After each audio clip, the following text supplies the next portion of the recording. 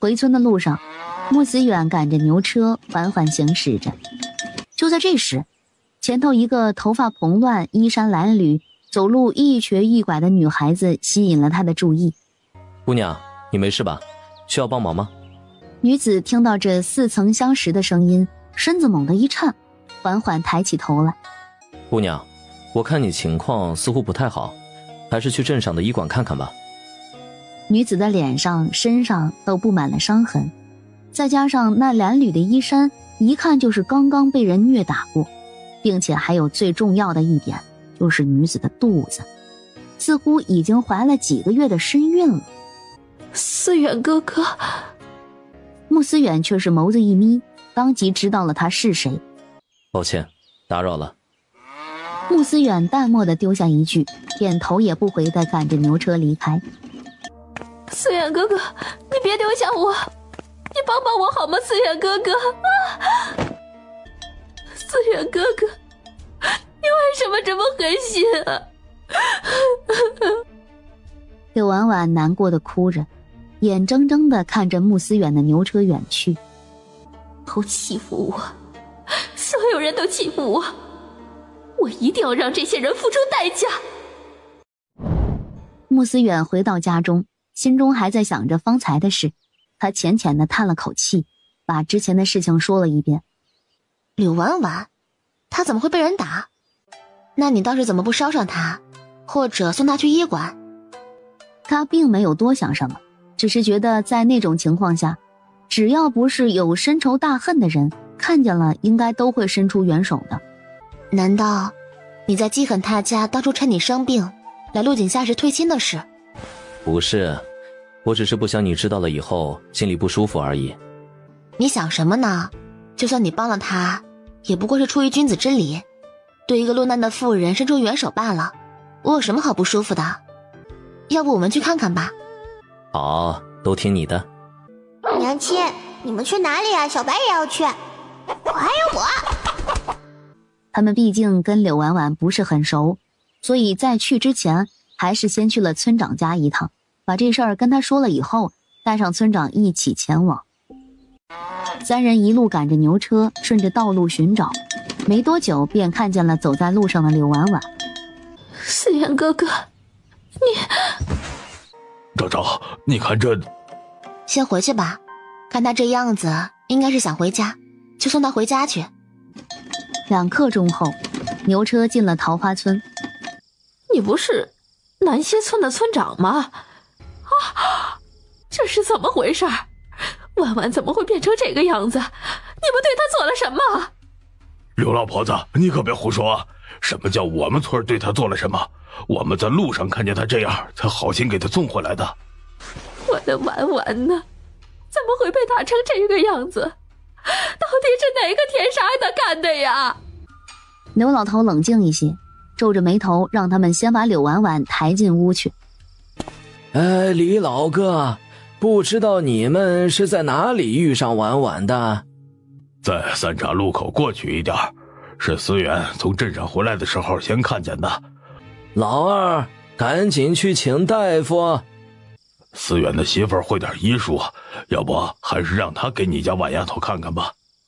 钱昭昭会医术的事儿，他们多少还是知道一点的，毕竟传言就是他将穆思远给治醒的。还有南溪村的人现在有个大大小小病痛什么的，也是找他看。终于钱昭昭拔了银针，柳婉婉的身上脚上的伤势也包扎好了。她之前被人虐打过，导致身上有很多伤，我已经给她包扎处理了。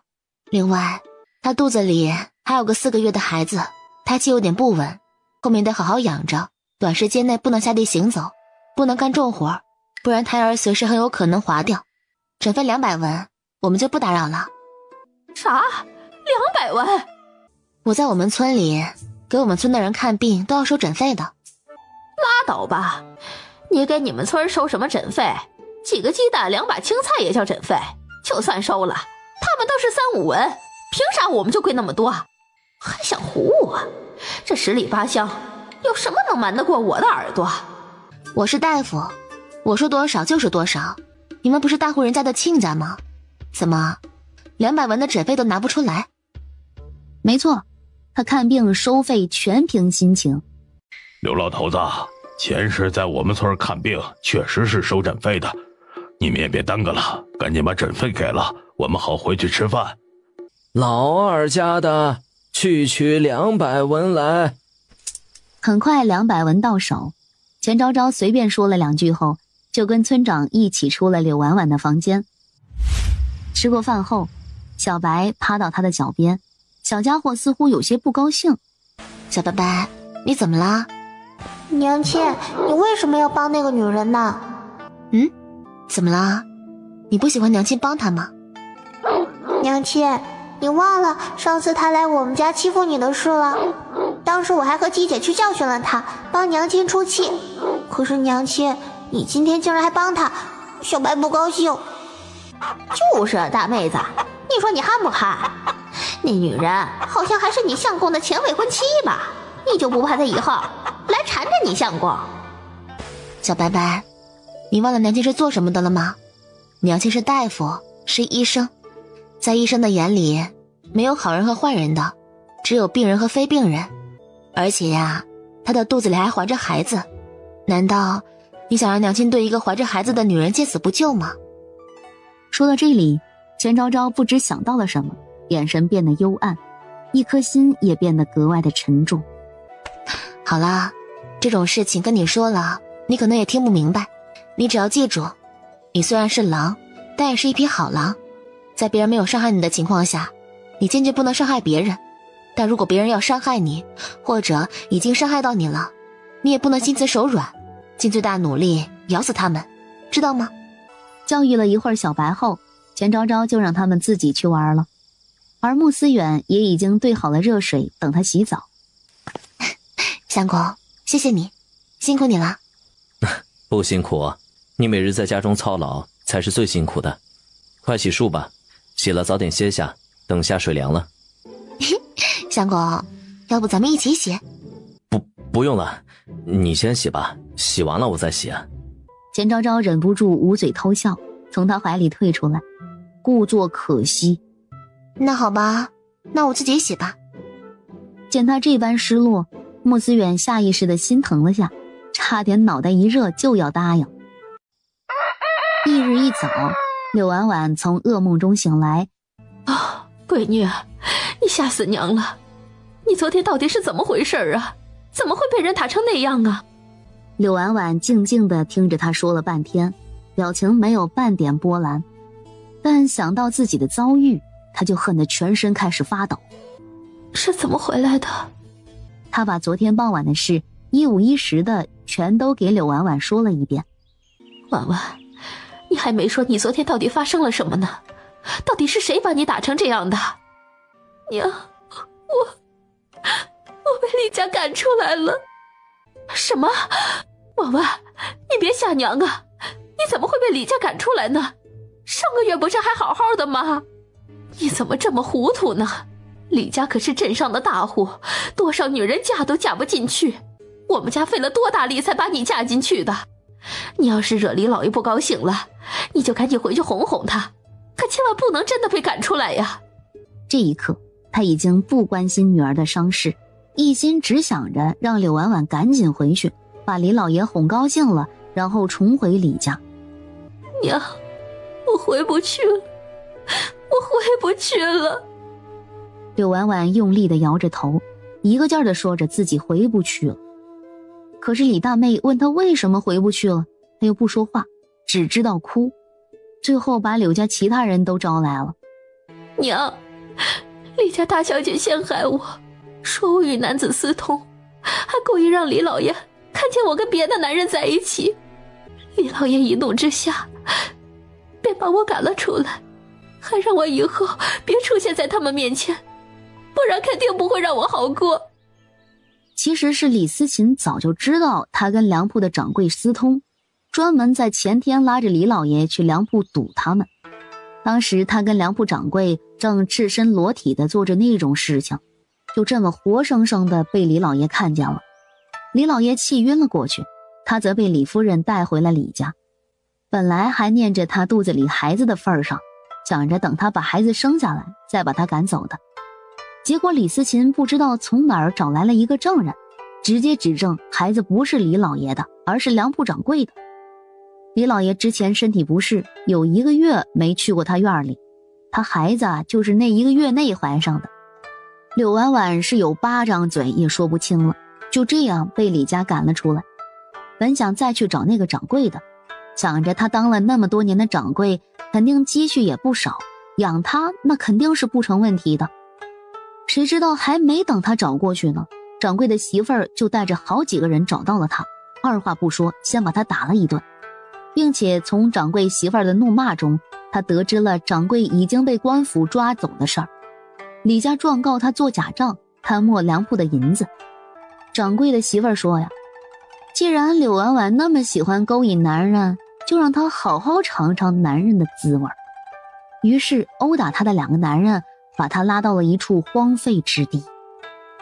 既然是李大小姐冤枉你的，那你就回去认个错。李老爷那么英明，还能被一个臭丫头骗子牵着鼻子走不成？没用的爷，李老爷身体不好，李家现在已经是李大小姐当家了，我以后怕是连李老爷的面都见不着了。那堂姐，你身上的伤又是怎么回事？也是李大小姐让人打的吗？是穆秀才。啥？婉婉，你好好说，再说一遍，是谁把你打成这样的？是穆秀才。你确定是他？这话可是不能乱说的。昨天他们还一起把你送回来，南溪村的村长都在的。真的是他。娘，昨天我从镇上回来，在路上遇到了他，他看我心情不好，便主动安慰我。谁知道？好了，不哭，你好好说，谁知道怎么了？谁知道他其实是记恨我们当初退了他的亲事，还没安慰2句，便把我拉到了旁边的树林。我抵死不从，他便对我拳打脚踢，最后我被他打成重伤，身子也被他给糟蹋了。娘，我的身子已经不干净了，我对不起李老爷，对不起咱们家。遭遇了这样的事儿，我还有什么脸活在这世上？你让我去死吧，娘！闺女儿啊，你这是做什么呀？明明是那穆秀才做出这种禽兽不如的事儿，要死也应该是他去死啊！呸！我就说嘛，怎么可能会那么巧？他们刚好就遇上婉婉了，又怎么可能会那么好心的把人送回来？亏得那穆秀才长得人模狗样的，没想到也是这种恶心的玩意儿。不行，老娘非得去找他们算账不可。够了！刘老头眸光幽暗地看着柳婉婉，声音阴沉。你确定穆秀才已经糟蹋了你？我确定。老二，去把村长请来。穆家的，你们给我出来！哎，这不是桃花村的人吗？他们来做什么？你们这是做什么呢？难道是柳婉婉醒了来感谢我？哼，感谢你，你想的倒挺美，真把自己当成大夫了，也不撒泡尿看看自己配不配？呸！什么东西？老巫婆，你说什么呢？就是啊，你以为你自己又是个什么东西啊？死了没人埋的老骚货，敢来我们村撒野，当我们村没人了是吧？够了，你们还要不要说事儿了？再闹下去我就懒得管了，你们自己解决吧。第一次看村长发这么大的火，刘老太到底是怂了。你们到底要说什么事？我们家跟你们家好像没有什么瓜葛好说吧？就是啊，我们2村之间一直都是井水不犯河水，你们突然这么多人过来，还一来就气势汹汹的又喊又骂，到底想干嘛？是这样的，婉丫头醒来了，这本来是好事儿，但是她跟我们说。她说什么呀？她说你尽管说，我们不怕。她说她身上的伤是穆秀才打的。什么？不可能，绝对不可能。她真是这么说的？那我倒是想听听了，我相公怎么打她了？婉丫头说，昨天她从镇上回来，路上遇到了穆秀才。穆秀才见她心情不好，便假意上前安慰，实则心里记恨之前他们退婚的事情，因此没安慰两句，穆秀才就把她拉到了旁边的树林，想要对她不轨。她不从，穆秀才便对她拳打脚踢，她被打得奄奄一息，最后还被穆秀才给……抱歉，我没忍住。你笑什么？哎呦喂，笑得我肚子疼。那按照柳婉婉的意思就是我相国强奸了她。是的，所以今天我们来就是来讨说法的。既然如此，那你们想讨个什么说法呢？讨什么说法？我们柳家的闺女都被你男人给祸害了，你们总得给我们一个交代吧。今天穆思远要么把我家婉婉娶进门，要么就给我们500两银子。500两银子？疯了吧？你的要求也不算很过分，但是你们有什么证据能证明我相国强奸了他呢？就凭他身上那些伤吗？呸！他自己做了那肮脏的事儿，自己良心过不去，就假模假样的又把人给送回去，但我们不知道啊。既然如此，那你报官吧。好啊，你想用报官来吓唬我是不是？我告诉你，老娘可不是吓大的。既然要报官，那就报啊，现在就报。穆思远，你可知今日传唤你来所谓何事啊？婉生知道，不过婉生也是来告状的。哦，你要告谁呀？婉生状告桃花村柳家，诬陷婉生，诋毁婉生名誉，并到婉生家中辱骂婉生的妻子，还望大人替婉生做主。大人，草民一家没有诬陷他，草民的孙女昨日满身是伤，昏迷不醒的被他们送回去，本以为他们是好人，谁知道今日孙女醒来却说是穆思远把她打成那样的，并且还糟蹋了她。哼，不是我看不起人啊，就你们家柳婉婉那个丑样，给人当小妾的破烂货，我家相公能看上她，别做梦了行吗？谁不知道你家柳婉婉嫁给了一个60岁的老头，人家老头心善，他要是个本分的，说不定安安稳稳过一辈子，可他昨天那个样子，一看就是被人打了赶出来的，说不定就是跟哪个男人偷情被抓了。大人，既然话已经说到这个份上，那么民妇也觉得没什么可隐瞒的了。有一件事民妇说出来，大人可以派人去查验一番，到时候就能还我相公一个清白。哦，何事？你说。不瞒大人说，民妇其实是略懂医术的。昨天我给柳婉婉把脉的时候，就检查出她确实被人行过不轨之事，并且还不是一个人。这话说出来可能有点恶毒，可是是柳婉婉先布人的，那就怪不得她不义了。哦，对了，大人还可以派人去传唤一下柳婉婉的夫家，她昨天被打成那样，说不定她的夫家也知道一些。行，来人呐，去把柳婉婉和她夫家的人都带过来。当看见柳婉婉夫家的人时，钱昭昭整个人都愣住了。李小姐，穆夫人，你怎么也在这儿？不会是……如你所想，我们正在跟他们打官司。绵女李思琴，参见大人。起身吧。今日把你们传来，想必你们已经知道是为什么了吧？柳婉婉，据说你昨日回家的路上被人打成重伤，并且失了身子，而你说这个人是南溪村的穆思远，可有此事？回大人，确有此事。他是万万没想到，他们竟然把事都闹到了官府。李思琴，那你与柳婉婉又是什么关系？回大人，柳婉婉2年前被我爹抬进李家，是我爹的妻姨娘。那她昨日为何会从李家出来，并且她被人打得浑身是伤，你可知道？回大人，她昨日是跟我李家粮铺的一个掌柜偷奸，被我爹当场抓住，然后被我娘下令赶出来的。至于他被人打成重伤，民女刚才好像听说他是被木秀才打的，民女有些不信，倒觉得打人的或许另有其人。谁？梁铺掌柜的妻子。婉婉，你真的跟人偷情了？娘，我没有。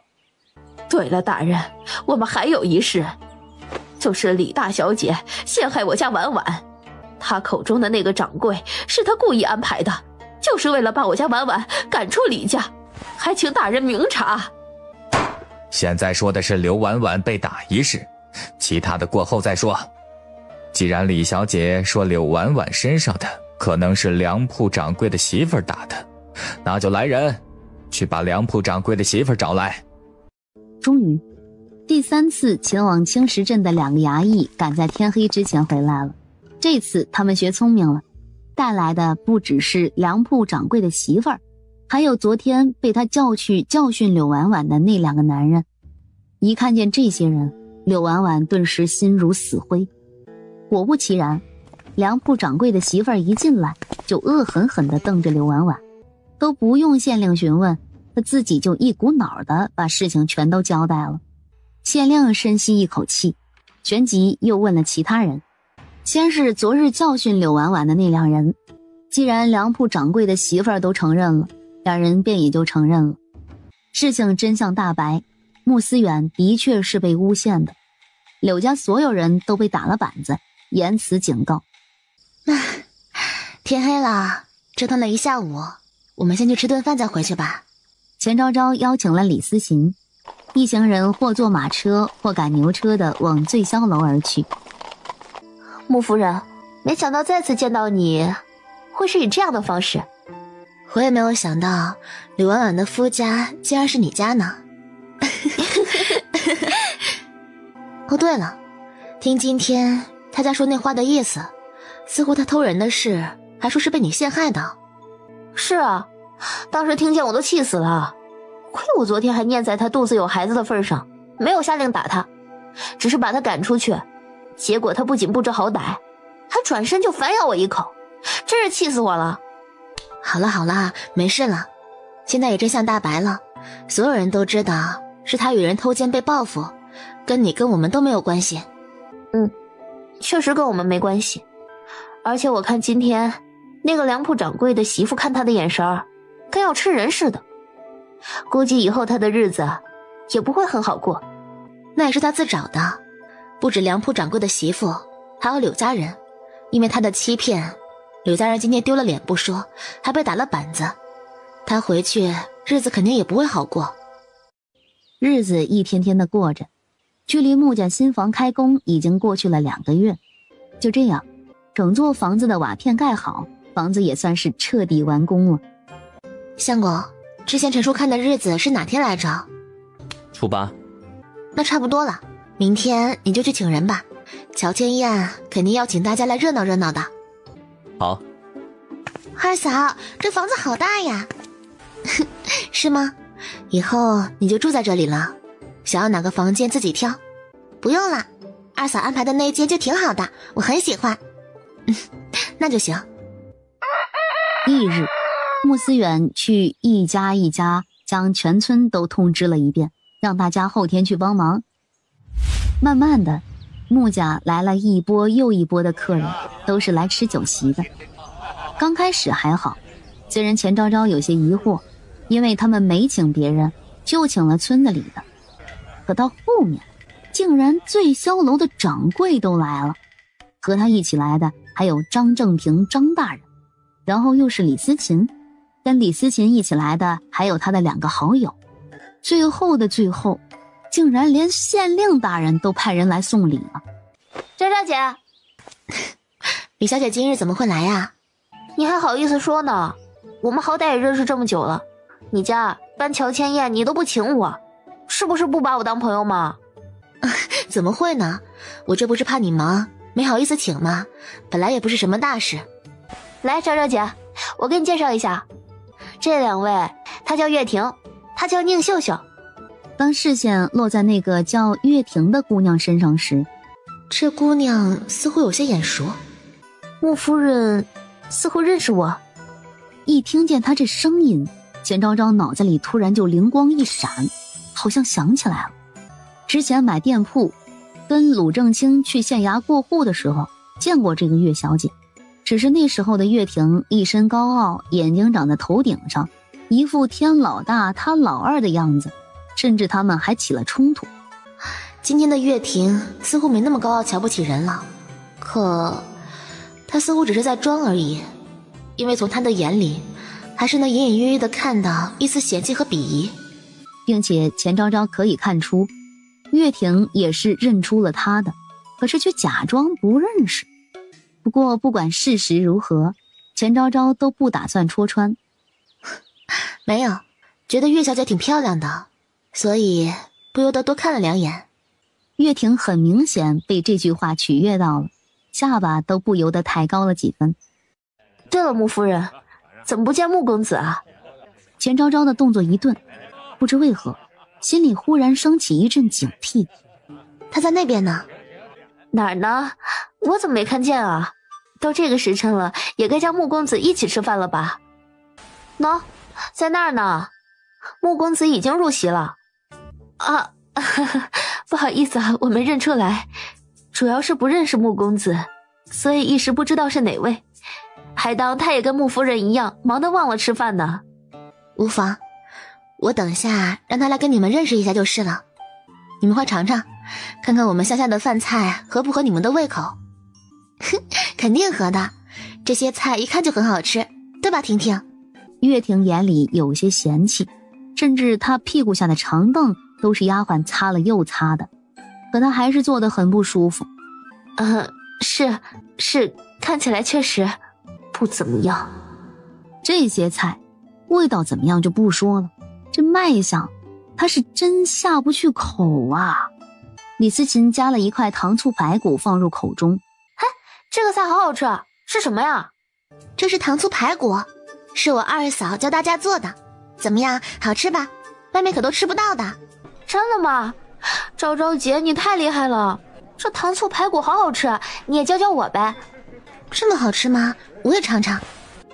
真的好好吃，我也要学。昭昭姐你也教教我吧，等我学会了我就做给我爹吃，他一定会很喜欢。真这么好吃？他视线落在那一盘糖醋排骨上，不由得咽了咽口水，手好像不听使唤似的，缓缓拿起筷子伸向了那只剩下不到1/3的糖醋排骨。然而这一吃他就停不下来了，不只是糖醋排骨，每一道菜都好吃的他恨不得连盘子都吃下去。就在这时，酒席前方突然传来一阵骚动。怎么回事？不知道，好像有人闹起来了，我去看看。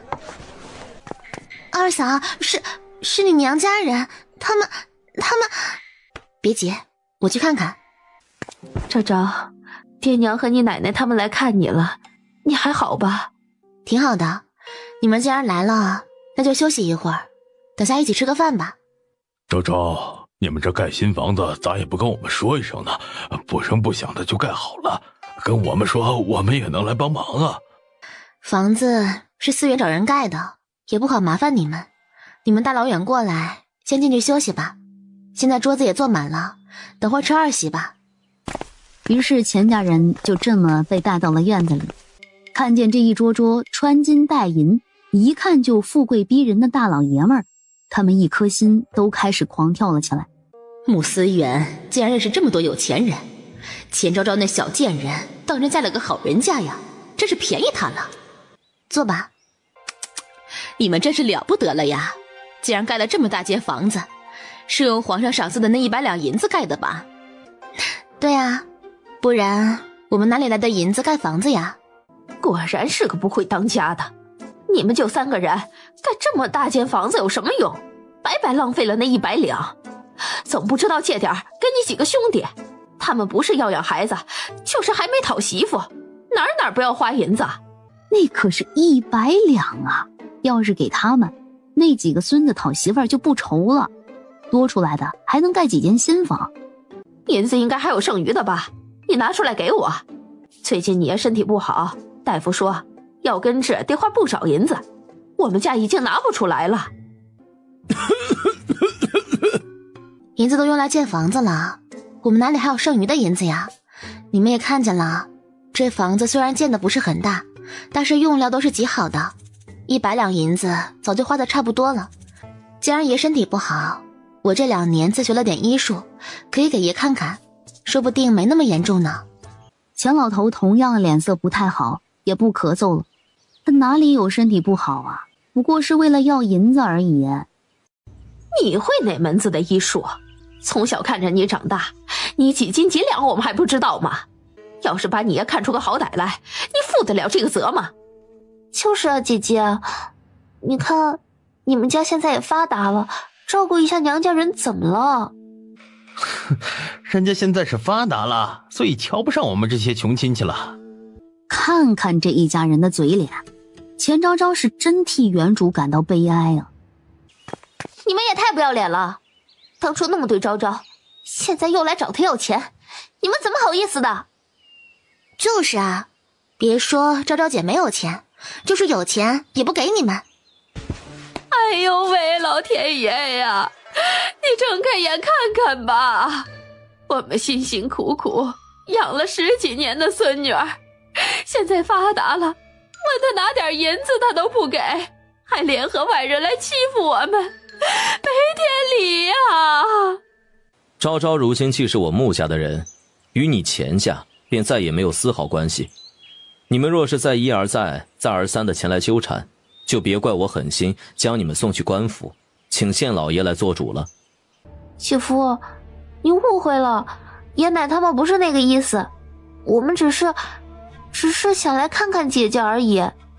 哦，那你们看完了，可以走了。我明明长得比钱昭昭好看，这男人是眼瞎吗？钱昭昭那个丑八怪，凭什么？妹夫啊，你别生气，我们今天就是来吃席的，没别的意思。哎，你看，昭昭现在虽然是你们的家人了，可我们好歹也是……哎呀，狗东西，竟然趁我不在来欺负我娘亲！啊呜！我咬死你！狼，快走开，快走开！小白，快起开，别吓着人了。但小白无动于衷，并且更加凶狠地从钱来身上起开，朝钱老大跳去。钱家人尖叫不已，终于钱家人在小白的恐吓下屁滚尿流地跑了。昭昭姐，忙完了吗？差不多了。嘿，那昭昭姐，你带我们去玩呗。你们想去哪里玩？去哪里都可以啊，我们难得来一趟乡下，就想到处玩玩。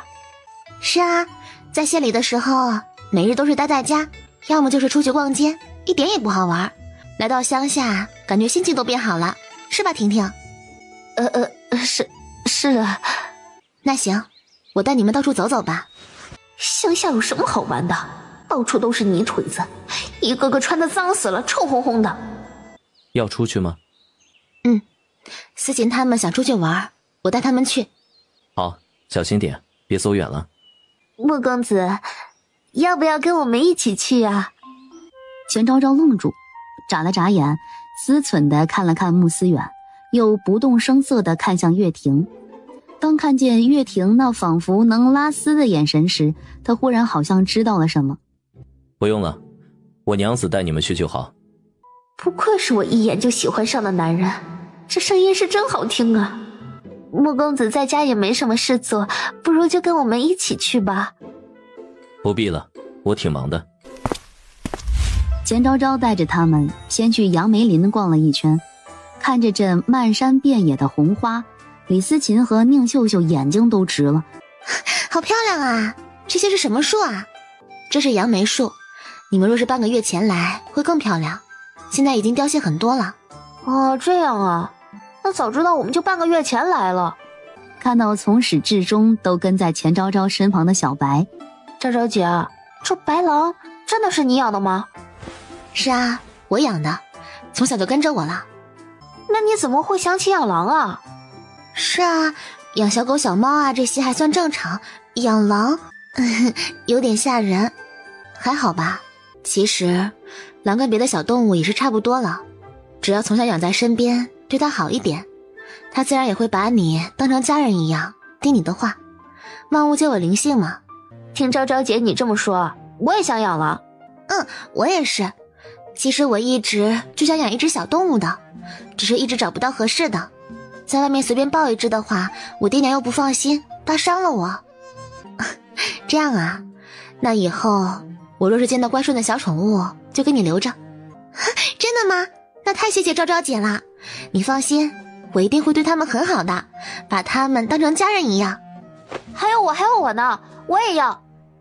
刚一到家门口，钱昭昭他们前脚进院门，一道扑哧声在头顶响起，下一秒，一滩带着恶臭的东西落在了他的头顶。嘿嘿，鸡姐好棒，鸡姐好厉害！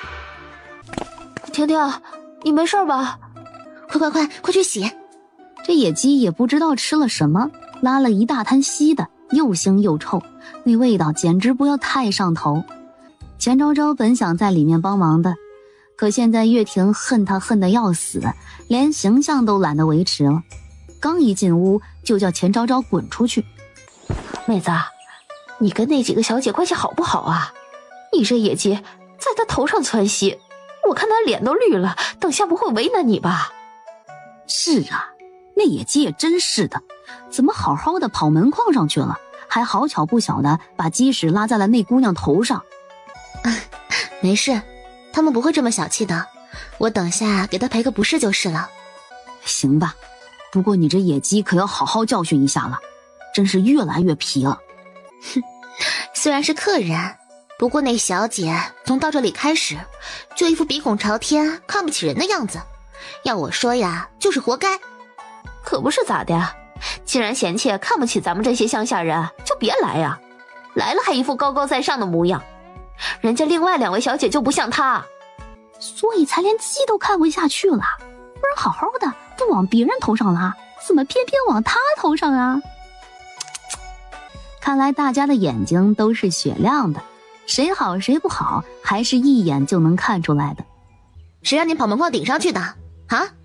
我看你这是皮子痒了，3天不打上房揭瓦，等下就把你炖了。你看，我就说昭昭姐不是故意的了，她也很生气的，都气得要把那鸡抓起来炖了。对啊，婷婷，你就别生气了，就当难得来一趟乡下，带点乡下的味道回去好了。这味道给你要不要？他就是故意的，故意让那野鸡站在上面，然后趁着我过来就往我头上拉。月婷是越想越恶心，气得眼泪直流，尤其想到自己那副狼狈的样子被穆思远看见，她就一颗心都在痛。没事了吧？月小姐洗干净了吗？没事了，昭昭姐不用担心。月小姐真的不好意思啊，我们乡下就是这样的，鸡鸭狗的都是散养，有时一不注意就拉得到处都是了，所以刚才谁也没有想到他会跑到门框顶上去，还没事，我们都懂，这不怪你，昭昭姐。就是啊，不过是宁秀秀想说不过是一泡鸡屎而已，洗干净就好了。那就好，我们去做席吧，大家都已经开席了，就等你们了呢。你们吃吧，我走了。钱昭昭和穆思远关上院门，正要回屋，就见小白和野鸡从外面窜了进来。你们这是上哪野去了？娘亲，我跟鸡姐进山找吃的去了。进山找吃的？大妹子，我跟你说啊，你这个小白现在是不得了了，竟然会自己找猎物吃了。你都不知道，我亲眼看见他把一条蛇给咬死，然后吃了下去。小白，你跟明凤公子进山的这几天，有没有遇到别的大型野兽啊？遇到了一只老虎，不是之前的那只，是另外一只。它长得可丑了，一点也没有之前带我们去找火阳草的那只好看。它一看见我就凶巴巴的，想要吃了我。我和它打了好久好久都没打过它，最后还是明凤公子帮忙，我们才把它赶走的。钱昭昭一惊，第一反应就是以前害死小白父母的那只。那你们有没有受伤？受伤了，不过我知道有草药可以治伤，就让明凤公子去采来包扎伤口。娘亲，我跟你说，我们虽然受伤了，不过那只讨厌的老虎伤得更重，估计没个10天半个月是养不好的。要不是它跑得快，我们都能打死它了。哼，那就好，别着急，以后说不定你们还能遇见。我一定要赶紧长大，然后变得很厉害很厉害，这样就不怕以后遇见它打不过了。那你以后没事就多去山里历练，赶紧让自己变强大起来，知道吗？我知道了，娘亲。你去就去，以后可别拉着我去了啊！竟然还有你怂的时候，真是难得呀。我这叫识时务者为俊杰，好好的日子不过，干嘛要跟他去拼命啊？对了，你今天干嘛发神经跑门框上去拉屎啊？知不知道你闯祸了，把我客人都得罪了？哼，得了吧你，还客人呢？你把人家当客人，却不知道人家想勾引你男人呢。我告诉你啊，我这是在帮你出气，知不知道？你都没看见那女人自从来了以后，眼睛就恨不得粘在你男人身上去。我不往她头上拉泡鸡屎，下次她还敢来。没想到连你这只鸡都看出来了，看来她表现的真的很明显啊。哼，所以说你憨呢？我跟你讲啊，我今天往他头上拉屎，他下次想来咱家的时候，肯定就会想起今天的遭遇，心里膈应的不想来了。昨天思琴他们说也想养只宠物，我还答应了他们，说什么时候遇上了就给他们送去呢。他们养估计就要性子温和点的。是啊，我也是这么想的，就是什么性子温和呢？猫？狗？要不养兔子吧？兔子？我之前在山里撞见了好几只兔子，都好可爱呢，可惜它们跑得太快了，我抓不住。兔子好像可行，那以后我进山的时候都留意着，看见了就弄2只回来。要说硬抓，还真有点下不去手，只能遇上了就好好商量着来吧，说不定还真有那愿意进大户人家过好日子的小白兔呢。对了，明凤公子，打算什么时候动身啊？下午吧，越快越好。不过在走之前，明凤的视线不经意地扫向穆小香，不过转瞬即逝。好，那等下我跟小香给你准备点干粮吧。好，多谢。吃过饭后，穆小香和钱昭昭就去给明凤准备干粮。钱昭昭和穆小香准备好干粮，已经是1个多时辰后了。明凤公子还没回来吗？还没有。他做什么去啊？不是说下午走吗？再不走就要天黑了。若是天黑，岂不是就能再晚1天再走了？不过他们也没等太久，大概不到1刻钟，明凤就回来了。娘亲，娘亲，你猜猜我们去干什么啦？干什么去了？我们去抓小兔子了，他抓到了好几只呢。所以他是中午在饭桌上听见我们的对话，所以专门去给我们抓兔子去了。不是说想抓几只兔子送人吗？我进山看见就顺手抓回来了。这样啊，那就谢谢明凤公子了。干粮我们都已经打包好了，你随时可以启程。明凤看了穆小香一眼后，便翻身上马，绝尘而去。回神了。二嫂，你说明凤大哥到底是哪里的呀？我也不知道。怎么，你很舍不得他？没有啊，我就是……好啦，别想那么多了。如果真的很喜欢他，那就加油努力，强大自己，让自己跟他站在同一个高度，这样你就能想什么时间见他就什么时候见他了。二嫂，我没有。好啦，知道你没有，我这不是随口一说吗？钱昭昭也不戳穿他，便又来到了刚才的位置坐下，跟几只小兔子说话。你们在山里也没有什么好玩的，不如就留下来吧，我给你们找个好人家，保证你们以后都吃香的喝辣的。不要，你们人类那么可怕，万一把我们抽筋扒皮炖兔肉了怎么办？就是，你别想哄骗我们，我们好多小伙伴都被你们人类杀害了。我对天发誓啊，我从来没有杀害过你们的小伙伴。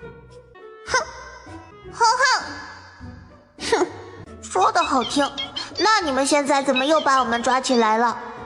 就是，还让那只白狼吓唬我们。你知不知道，我幼小的心灵受到了极大的威胁？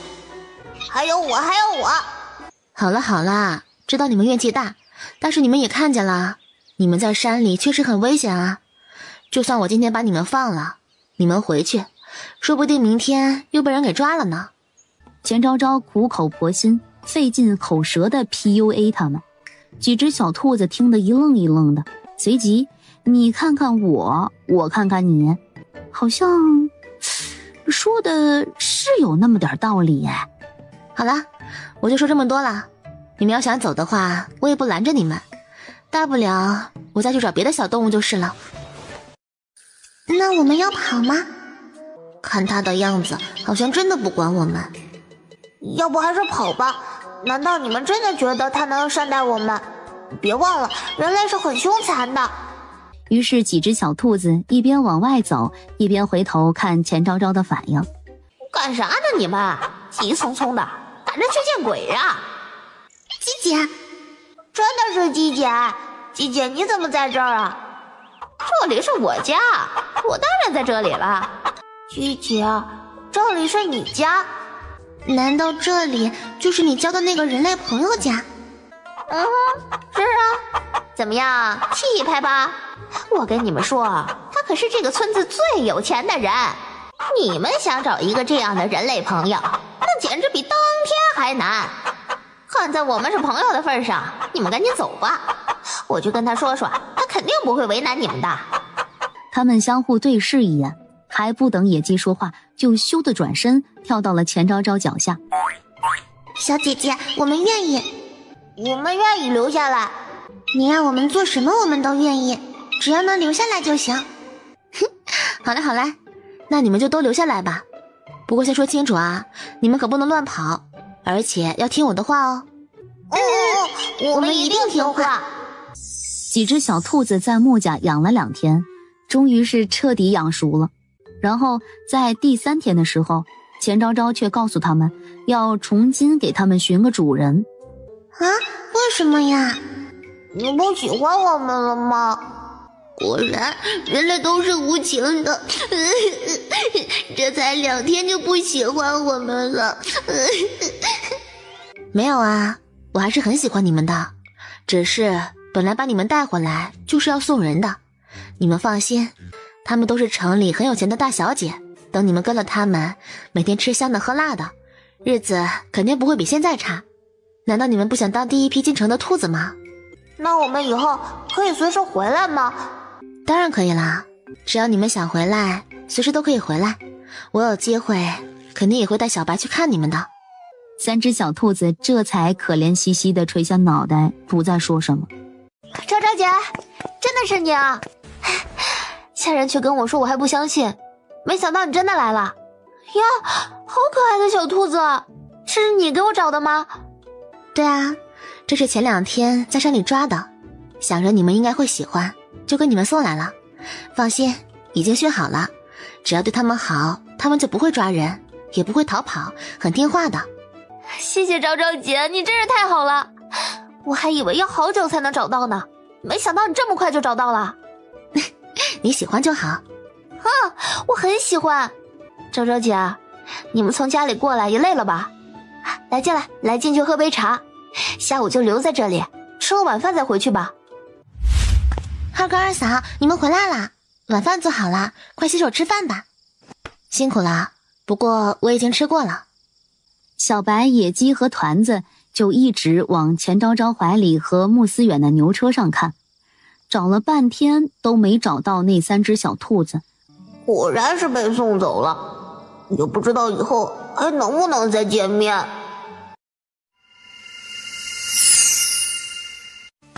秀秀，你怎么来了？思琴，你回来了。昭昭姐也来了。宁小姐，好久不见。秀秀，是不是发生什么事了？你怎么会突然过来？思琴，包子不见了。什么？包子不见了？包子就是李思琴给他送去的那只小兔子。昭昭姐，对不起啊，我今天早上起来就找不见包子了，我不知道他去哪里了。没事，包子不见了，我们再好好找找就是了，说不定是去找他的小伙伴了呢。对啊，秀秀，你有没有问过婷婷？说不定包子是去找他的肉酱了呢。肉酱是月婷的那只。我去找过了，婷婷说没有去，这就奇怪了，但他会去哪里呢？这样吧，你们先找找，我也回去看看，说不定他回我那边了。我之前送出去的那几只兔子，后来你们有没有再看见？没有啊，谁看见他们了？他们不是都被你送人了吗？你要找也应该去找那几个人呢，干啥来找我？没回来，那会去哪里了呢？难不成被人抓了炖了？